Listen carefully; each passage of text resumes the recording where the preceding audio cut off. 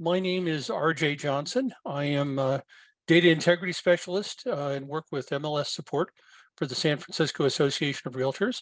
And welcome to today's presentation on building a better brand with better data. Today, before we get into the meat of the conversation, let me just take care of a few housekeeping rules. I will be open to questions on topic during the presentation. You can post them in the Zoom chat, and my co-host Andrew will relay them to me. If it's more of a general question, we'll have a Q&A session at the completion of my presentation, and it'll be kind of a roundtable. So anything related to data integrity, listing quality, things of that nature, we can talk about then. So with that in place, the recording has already started. So why don't we just go ahead? I'm going to do one thing here, bit of housekeeping on my side I forgot to do.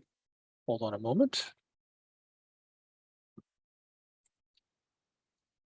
Which is to turn off my phone. Sorry about that.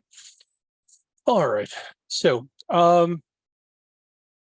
to begin with, I'm going to start with something my grandmother was fond of saying, which is if we can agree on what counts as obvious, then the really complicated stuff will fall into place. And so with that in mind, when I talk about data integrity, we look at data integrity as an organization, what that means is that the listing in the MLS, your entry in the MLS, matches reality. Includes a lot of different factors, and we'll touch on that as it goes along, but always come back to the idea that the entry in the MLS is not something that's made up separate from the reality of the property and your listing contracts. Everything has to have a source in the MLS, in your MLS entry, based in the reality of the property, the reality of your contracts. If you keep that in mind, a lot of things become much easier to manage and much easier to keep in mind as you go forward. So as far as building a better brand, it always starts with, why does anything matter to your client?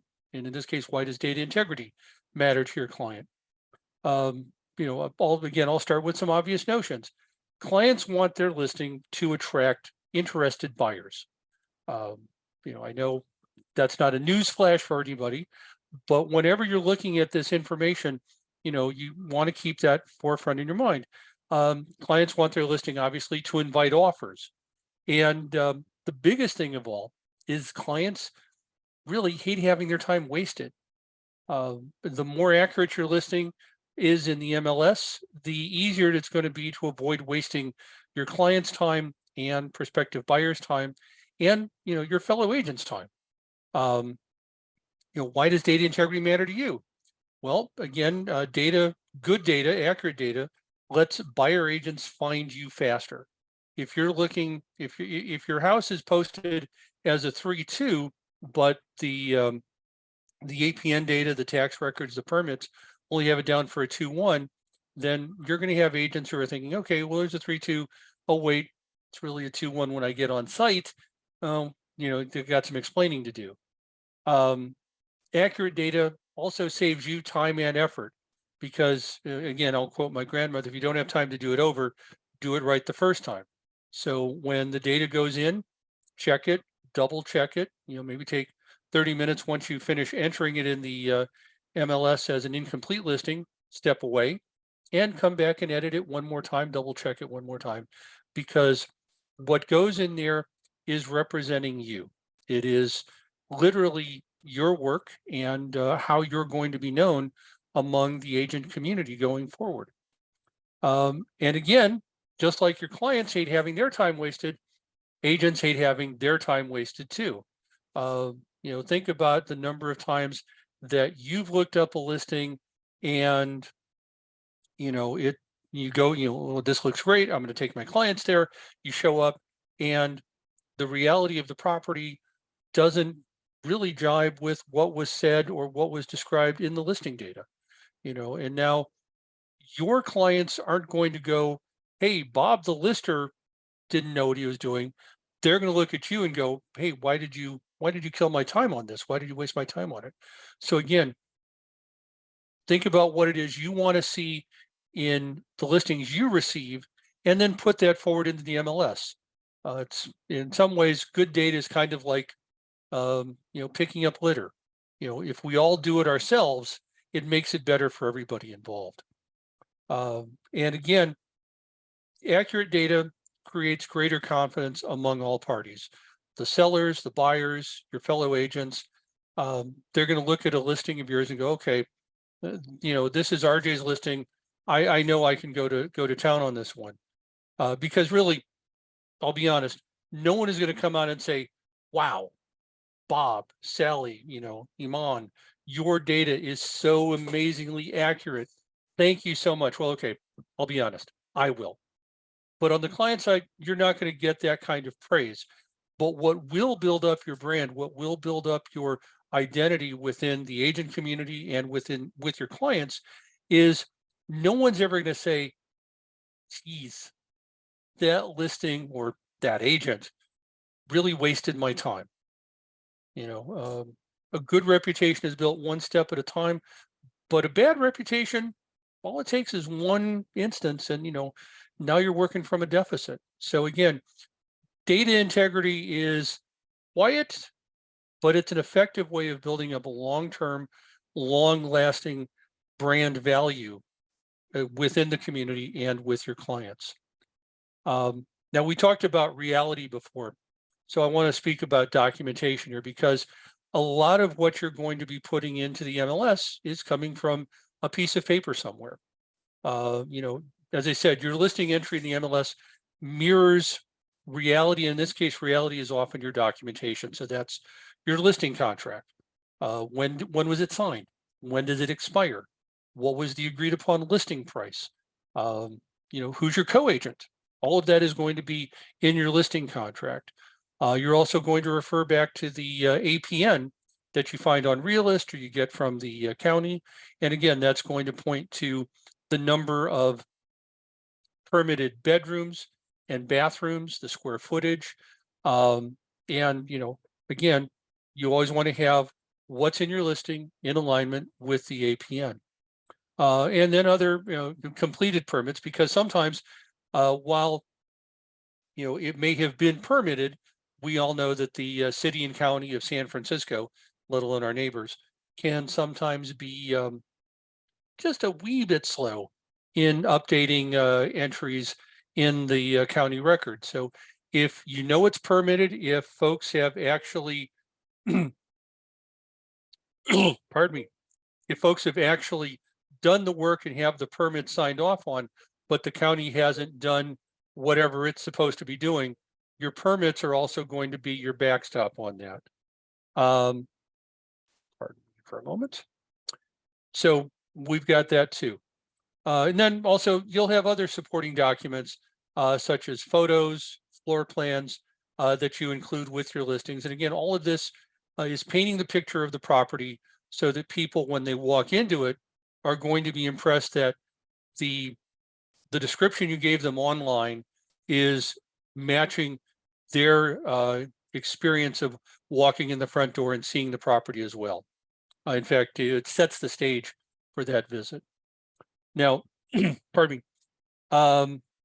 One thing that I think is a little bit interesting for folks to realize is that we'll often get calls from agents saying, did you know this or did you know that? And for the most part, we don't. The MLS is really administered on an honor system. You're tasked to have the information, the documentation, to enter it accurately and fairly. And really, a lot of times we get called in when another agent looks at something and says, hey, this is saying it's got a parking spot when it doesn't. Or this is saying that the closing price was $4.2 billion as opposed to $4.2 million. So again, accuracy is something that's shared. The responsibility for is something that's shared. And, as long as you're doing that on an accurate basis, you're representing your clients and your brokerage fairly. So a lot of times we'll get calls. It's not a matter of, oh, did you know somebody did something wrong? It's very much more a matter of, hey, this information looks to be out of line. It's affecting my comps. Can you please take a look at it? And that's what we do. And again, we step in when a question is raised. I've mentioned, price mismatches, data mismatches of all sorts. Sometimes we may get a call on the status of a listing. Let's say that a listing was marked as pending and somebody forgot to update at close and it's now past its expiration date. We'll get a call on that. Sometimes we'll get a call on prohibitive information in the listing. That can be things like, the URL in the public remarks. But again, all of this is controlled by the person putting the listing into the MLS.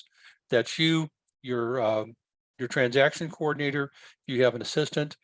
But again, good data in means a lot less time and effort for you and for your peers going through the whole process of trying to sell the listing, which is the thing that you really want to spend your time focused on. Now we talk about public information, and we mentioned in the flyer for this some do's and don'ts.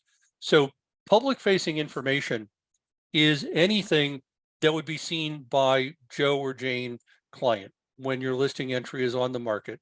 So that includes your public remarks. Open house information is also publicly facing information, and photographs. So things that you want to keep in your public information is really focusing on the listing itself. The listing is the star. So, you can talk about tangible amenities of the property, the number of fireplaces, the number of bedrooms, its amazing bayfront view, it's on a cul-de-sac. All of these things are physical realities of the property that you're marketing. You can also talk about, it's with an HOA, not an HOA, and also how close it is to things like schools, transit, shopping, that sort of nature. What you need to leave out of the listing public information are things that are not about the property. So that, the most common things we see included are branding for the agent or the brokerage. You'll see things like, Brokerage ABC is proud to present 123 Main Street. Thank you, I'm glad you're proud to present it, but the brokerage name isn't to be included in the public remarks. And that includes, your name, the brokerage name, logos or marks easily identifying the brokerage or you. Also, emails or URLs are not permitted. There are some very slender exceptions on URLs that can be found in the MLS rules and regulations, but pretty much for the most part, if it's URL, it doesn't go in public remarks. And all of these rules apply to your photos too. So if you've got a floor plan, that's great. You don't want to have, your brokerage name on there or your phone number or your name or your email. If you are putting a picture up, you really don't want to include a photo that has your for sale sign in the picture, because again, it's going to show branding and that's not permitted. Additionally, I always call them scan codes because I always want to call them QC codes, but they're QR codes. The little devices where you scan your phone over the picture and it pops up a URL or takes you to some information. Do not include those because while it's not immediately visible that has contact information, most oftentimes it does. So the easiest way is just don't put that in there. But again, the star of the listing is the property itself and the current listing for that property. So, keep that in mind and you're in good shape. Pardon me. Now, one thing that does come up is that open house information is also considered public facing data. So it's going to show up when, again, Joe client, Jane client, Bob client, whomever client goes looking for a listing on their favorite site. So I've seen a lot of agents who will put in, basically copy and paste the public remarks into the open house. which you're depriving yourself of an opportunity. Again, this is information your client has already read, or your prospective buyer, I should say, not your client, but your prospective buyer has already read. So don't repeat yourself. Write something new. Use that new space, that new opportunity, that new focus to direct your potential buyers to something you want them to know about that particular open house. Why is it going to be special to them? And so write something new, and also please write something brief. If for no other reason, you have fewer characters to work with than in your public remarks, but also, as I've mentioned earlier, time. Time is valuable. Give them something new, make it brief. People will appreciate you for this. Again, they're not going to pat you on the back. They're not going to hand you a cookie, but they will remember you, and they will, again, build up confidence in the work you do that they encounter time after time after time. And that's how you build a brand that speaks for you, even in an environment where you can't just say, hey, come to me, I'm the best. The other thing that will build up a lot of valuable equity with your partners in the real estate business, with other agents, with other brokers, are staying aware of deadlines. So anytime that your listing contract changes status, it goes from active to contingent. The contingency is closed, so it goes from contingent to pending. It finally closes escrow. Congratulations. And even when you're signing the listing up itself, all of these have a 3-day window for you to enter the data in the MLS. So you get the updated contract. You now have 3 days to go ahead and enter that data in the MLS. And why is this valuable? Because again, everybody sees listings at different times based on what the needs of their clients are. So an agent who hadn't paid attention to your listing for the first 30 days it was on the market may now have a client they've signed up, and now, hey, now your listing is just what they're looking for. They're going to beat a path to your door, only to find out that the listing that was in the MLS as active is actually contingent no-show, or possibly even should be set to pending. And again, good, kind thoughts from an agent are now a little bit tarnished because they're going, well, geez, I didn't have to see that if it wasn't really a viable listing for my new client. So always maintain that 3-day rule in your mind. You get a contract update, you're going to update your listing in the MLS within that 3 days. Just lock in on that. If you have a client who's decided that they want to have their listing handled off market without going into the MLS, that's fine. Again, you have a 3-day window on that as well to notify the MLS, SFAR MLS, that they're going that route. So you can either send us a copy of their, pardon me, copy of their SCLM that they signed, or we do have a web form through the SFAR homepage that you can use to also notify us of this information. And once again, 3 days is the rule on that. So I know I'm kind of zipping through here, but a lot of what we're looking at are some basic ideas about how to build your brand up with data integrity. And it's not add this thing, but it's sort of build this into your work habits, build this into your workflow, so that again, life is easier for you, for your sellers, for the agents who are looking at your listings, and for the buyers they're representing. Because the easier you make things for people to conduct their business with you, the easier you're making it for them to give you their money. And at the end of the day, that which makes life easier in that regard is going to wind up making you and your clients more money in the long term. And again, going to build up your reputation and your value to your clients and within all of the industry. Now, I'll pretty much closed out here on my part. If you've got questions about listings in general, you can always email us at mls@sfrealtors.com.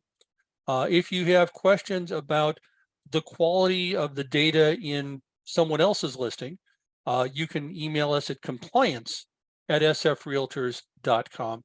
And anything that's sent to either one of those addresses is held in confidence. So we're, we often get questions going, oh, who called you about my listing, or who called me, or will people know I called about their listing? And no. Anything said to us, it's like Vegas. That what's said here stays here, and we're not going to publicize who brought something to our attention. Like I said earlier, we're policing the commons. We're maintaining a shared resource. So it's really about maintaining the quality of the data for everybody, and that's how we go about it.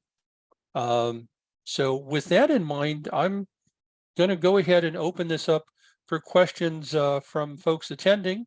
If there's things I've touched on you'd like me to go into greater detail on, by all means, go ahead and pop it in the chat. If you want to go ahead and, Andrew, if we want to unmute folks, if folks feel like they just want to speak up, that's good too. But I'm here as a resource for you, so go right ahead. So if you guys have any questions, there is a Q&A option where you can enter your questions, and RJ and I can answer them live. So you can feel free to enter them there and we can proceed.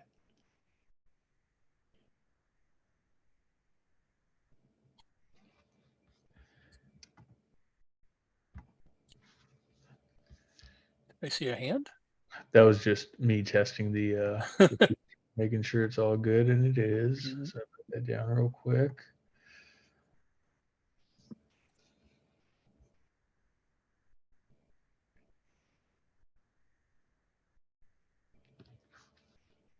Well, it doesn't look like there's any questions coming in. Okay. Which isn't a bad thing. That just means we're pretty clear. So, so I'll throw out a question following up on the data deadline. I know there's one topic that a lot of folks are never really fond of, but it does come up, which is if your seller notifies you in writing that they want to terminate their listing contract early, they want to terminate it prior to their the expiration date on there. How long do you have to update that information?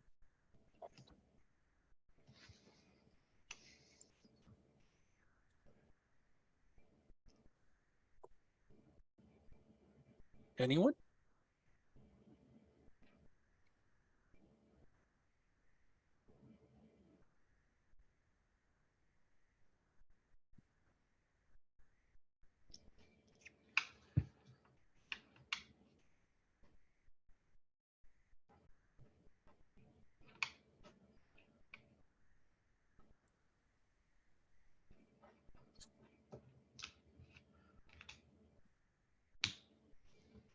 Andrew, actually, let me go ahead and paste this into the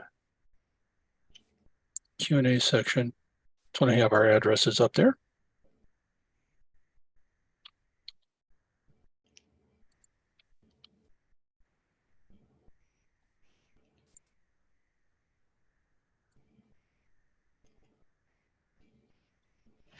Is it coming through to everybody? Yeah, you have that in the chat for okay, good. Realtors. Yep. Yep.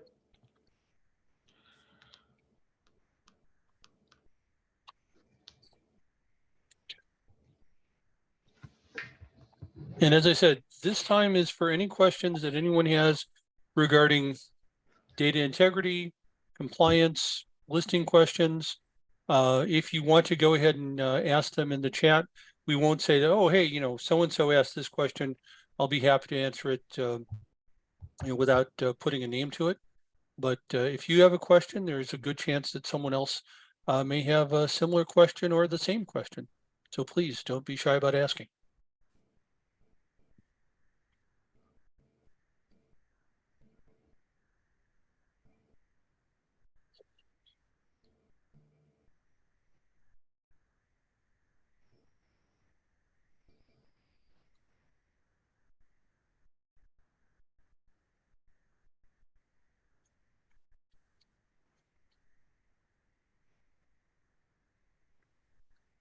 Andrew, did you have anything that you wanted to add on this topic?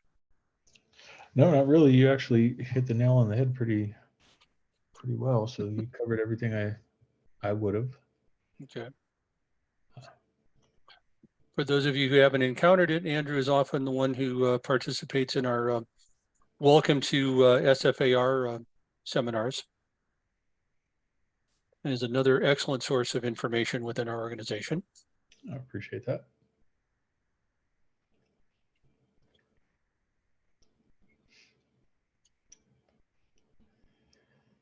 Yeah, it looks like we don't have any questions coming in, so Yeah, I think we're good. I mean, happy to give everybody extra 30 minutes that you may have blocked away, so you can tell your brokers that you were here for the full hour, and then go have a coffee somewhere if you'd like. But I certainly don't want to use up more of your time if you're all satisfied with the information that was presented and you don't have any additional questions.